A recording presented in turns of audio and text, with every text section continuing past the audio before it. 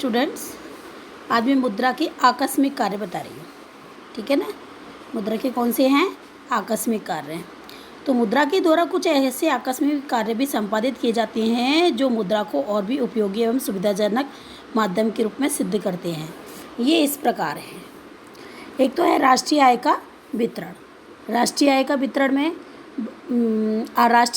वर्तमान युग में बड़े पैमाने पर उत्पादन एवं उपभोग किया जाता है, क्योंकि पूरे देश राष्ट्रीय आय ये सब क्या है, समष्टि अर्थशास्त्र है। और जिसमें क्या होता है, जो भी राष्ट्रीय आय का मतलब क्या होता है, पूरे देश की आय का क्या किया गया है, योग किया गया है। और ये आय का जो योग किया जाता है वो सब किस में होता है, मुद्रा में होता है। तो वर्तमान युग में बड़े पैमाने पर उत्पादन और उपभोग किया जाता है, जो कि किसके माध्यम से होता है, मुद्रा के माध्यम से। क्योंकि देखो, उत्पादन करते हैं तो उत्पादन करते हैं, उसमें भी भूमि पूंजी श्रम संगठन साथ लगाया जाता है, तो उनको भुगतान किया जाता है। भुगतान भी किसके रूप में होता है, मुद्रा के रूप में होता है। अब जब लोग उपभोग करते हैं तो वस्तुओं की मांग करते हैं तो वह वस्तु उत्पादनकर्ता से अपनी वस्तु लेकर आते हैं, उसके बदले में क्या देकर आते हैं, मुद्रा देकर आते हैं। तो जैसे मैंने आपका आय का चक्राकार प्रभाव बताया था, जिसमें कि एक बार आय फर्मों से व्यावसायिक परिवारों की ओर आती है, दूसरी बार परिवारों से किसकी ओर जाती है, फर्मों की ओर जाती है। इस प्रकार से जो जाती है वो क्या होती है, मुद्रा होती है। और उस मुद्रा को योग करते हैं, तब राष्ट्रीय आय होता है। तो राष्ट्रीय आय का अनुमान भी मुद्रा के मूल्य से लगाया जाता है, तथा कुल उत्पादन के प्राप्त मूल्य का समाज के विभिन्न वर्गों को फिर क्या किया जाता है, भुगतान किया जाता है। बताया था ना भी आपको, जब भुगतान करते हैं उत्पादन के साधन लगाए जाते हैं, और जब उत्पादन के साधनों को मार्केट में बेचा जाता है तो उससे जो आय प्राप्त होती है उसको विभिन्न वर्गों को क्या किया जाता है, भुगतान किया जाता है। ठीक है ना। फिर है साख का आधार। ये तो समझ गए होंगे, राष्ट्रीय आय का वितरण। फिर है साख का आधार। साख भी मतलब आज आपको देखो, गवर्नमेंट से, बैंक से, सबसे आप क्या लेते हो, ऋण लेते हो। तो ऋण किसके माध्यम से होता है, मुद्रा के माध्यम से ही होता है। तो बाजारीकरण, और अपन मार्केट में साख में मुद्रा बाजार में या बैंकों में रुपया अपन जमा भी करते हैं और बैंकों से रुपया उधार भी लेते हैं, तो वो किस में होता है, मुद्रा में होता है। तो बाजारीकरण के इस दौर में बैंकों और वित्तीय संस्थाओं द्वारा अनेक प्रकार के ऋण उपलब्ध कराए जाते हैं, तथा जमाओं को भी क्या किया जाता है, स्वीकार किया जाता है। क्योंकि बैंक जो होती है वो दो कार्य करती है, मुख्य दो कार्य है इसके, जमाएं स्वीकार करना और उधार देना। तो ये सब किसके द्वारा होते हैं, मुद्रा के माध्यम से ही होते हैं। फिर संपत्ति की तरलता। आज आपको देखो, मुद्रा की आवश्यकता है। किसकी आवश्यकता है, मुद्रा की आवश्यकता है। तो आपके पास बहुत संपत्ति पड़ी है, बहुत संपत्ति में मतलब ज़मीन जायदाद गाड़ी है, सब कुछ है, लेकिन आप कुछ खरीदना चाहते हो तो इनके माध्यम से तो नहीं खरीद सकते। इस संपत्ति को पहले आपको क्या करना पड़ेगा, बेचना पड़ेगा। और बेचोगे तो बदले में क्या आएगी, मुद्रा आएगी।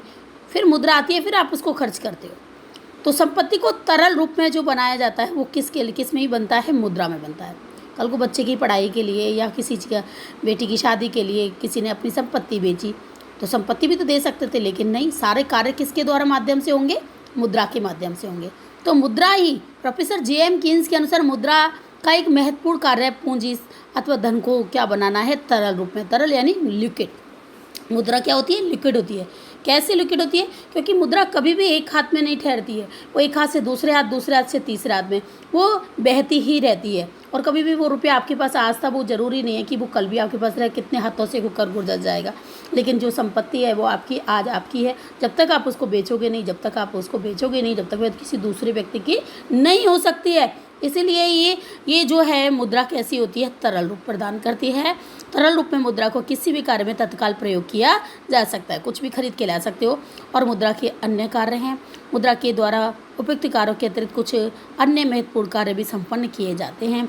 शोधन क्षमता है। शोधन क्षमता का मतलब क्या होता है, जैसे कि आप मुद्रा के आर्थिक एजेंट, फर्म की शोधन क्षमता की सूचक होती है। समाज के किसी व्यक्ति के पास मुद्रा है, उसके पास भुगतान करने की भी क्या होती है, क्षमता होती है। यानी आज आपके पास पैसा है तो आप कुछ भी खरीदने के लिए तैयार रहते हो।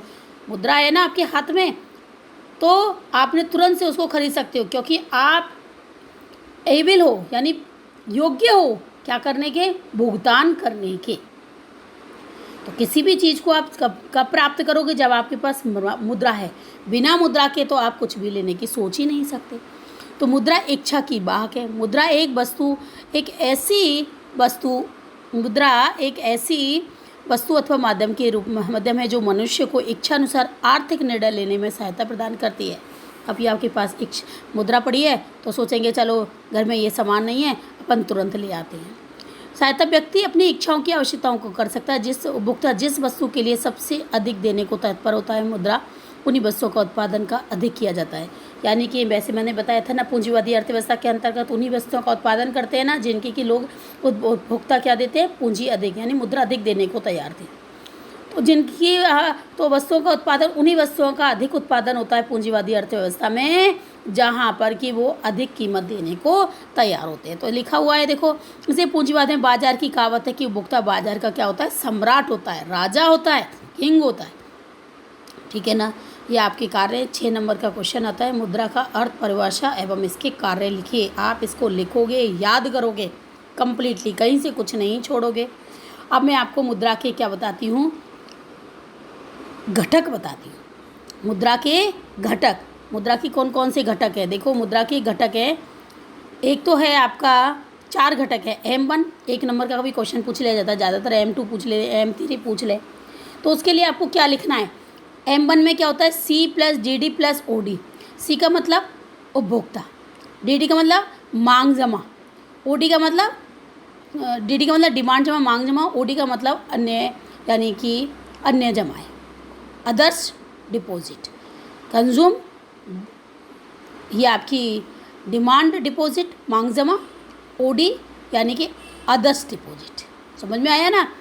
तो इन तीनों का योग अपन करते हैं, C + DD + OD। इसके बारे में आपको बताना पड़ेगा, मैं आपको इसका फ़ोटो खींच के भेजूँगी, उस कॉपी में से आपको उतारना पड़ेगा जो मैंने अपने नोट्स में बनाया हुआ, ठीक है ना। तो C + DD + OD = क्या होता है, M1। और M2 क्या होता है, M1 प्लस डाकघर बचत बैंकों में बचत जमाएँ। तो आपको M1 का मतलब वापस से बताना पड़ेगा क्योंकि वो एक शब्द का पूछ सकता है। M2 पूछा तो आपको M1 का मतलब क्या हुआ समझ में ही नहीं आएगा। तो M1 का मतलब वापस से बताओगे आप यहाँ पर नीचे लिख के, M1 = C + DD + OD। C का मतलब उपभोक्ता, DD का मतलब मांग जमा और अन्य जमाएँ, ठीक है। फिर M3 है, M3, ये M3 लिखा हुआ है, आप यदि देख रहे हो तो यहाँ पर M1 लिख रहा है, ये M2 है, ये M3 है और ये M4 है, ठीक है ना। तो M3 जो होता है M1, M2 में तो डाकघर बचत बैंक, पोस्ट ऑफिस होते हैं ना, उनकी बचत जमाएँ आती हैं। और M3 के अंतर्गत M1 भी आता है और उसके अलावा व्यावसायिक बैंकों की जो बैंकें होती हैं ना, इन सब की निवल आवधिक जमाएँ होती हैं, ठीक है ना, फिक्स डिपॉजिट जो इसे कहते हैं। और M4 का मतलब होता है M3, ये M3 है, ठीक है ना, लिख लेना बुक में। यदि आपको सही नहीं दिख रहा है तो मैं मुंह से बोल रही हूँ, वही लिखना है। M4 = M3 प्लस डाकघर बचत संस्था में कुल जमाएँ, ठीक है ना। अब आपको मैं बता देती हूँ, ये M3 है ना, M3 का फिर आपको वापस से लिखना पड़ेगा यदि आपसे M4 का मतलब पूछता है तो M3 = M1 प्लस आपकी जो व्यवसायिक बैंकों की निवल आवधिक जमाएँ, ठीक है ना। और इस तरह से M3 आ जाएगा। फिर M1 का मतलब भी आपको बताना पड़ेगा, C + DD + OD। मैं अभी आपको फ़ोटो कॉपी करके फ़ोटो भेज देती हूँ, उसमें से आप अच्छे से समझ लेना इनको कैसे लिखना है। तो मतलब C का मतलब लोगों के पास रखी गई करेंसी, उपभोक्ताओं के पास, वही है ना, लोग यानी उपभोक्ता होते हैं। OD का मतलब अदर्स डिपॉजिट यानी रिजर्व बैंक के पास अन्य जमाएँ।